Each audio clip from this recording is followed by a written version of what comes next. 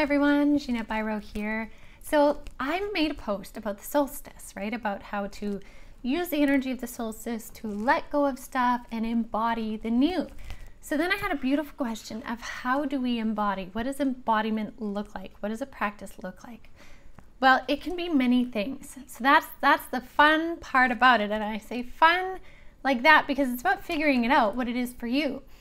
So embodiment for some people can be starting a spiritual practice of, say, meditating every day or journaling every day, where you are consciously doing something and then following through on it. So for some, that might be the practice of, I want to meditate, I'm going to follow through, and I'm going to make this a daily practice.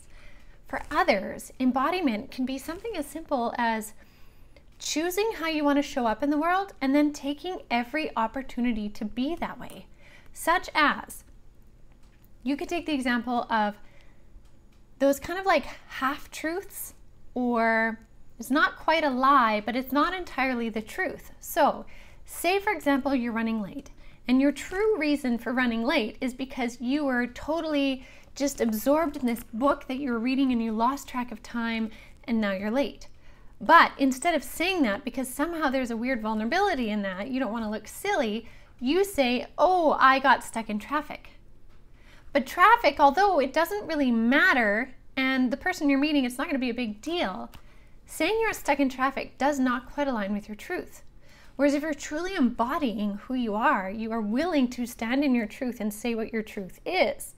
Meaning, I'm so sorry I'm late. I have no other reason except for I got completely absorbed in this book, and let me tell you why. When we make even those tiny adjustments of like, ultimate truth versus half-truth, not really, even though it doesn't necessarily matter, that act of being true to self actually has a really big difference in your own frequency. It aligns everything to the center line of your core frequency. Tiny little things can like veer us off our alignment. It's quite interesting. So that's one example.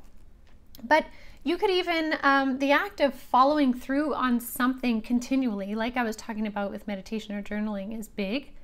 But also then choosing to how you want to show up in the world for other people. And that may be something such as acts of kindness. How do acts of kindness work for you? What does that look like? It can look like many different things. I mean, we have many different love languages. So what is your love language? What is your most easiest way to express it? Is it gifts? Is it doing something for people? Is it opening doors for people? Or is it saying something kind to people? Again, choosing consciously in each moment to embody who you really want to be. And then when we take this to an even deeper layer, we can look at it from the perspective of really assessing the truths of a situation. So if you get into a conflict with somebody and say they really triggered you and set you off, and what you normally would do is just point fingers the whole way, whether you're in front of them or not, point fingers and blame it. But true embodiment would pause for a moment and really look at what can you actually take ownership for? Why do you think you reacted the way you did? And what can you learn from it? Again, being embodied, really taking responsibility for this 3D vehicle that you have on planet Earth to give you physicality here. And when you work with that, you really embody it just as much as everything we put into our bodies, what we eat, what we drink, has a big effect on who we are. So it's all these different ways, but the higher the consciousness we carry and the greater we embody that, the greater ability we have to manifest, the greater ability we have to transcend situations and also kind of eradicate lower vibe situations from our lives.